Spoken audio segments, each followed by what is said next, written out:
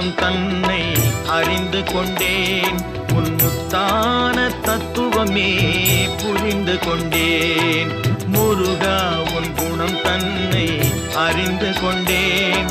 உன் முத்தான தத்துவமே புரிந்து கொண்டேன்.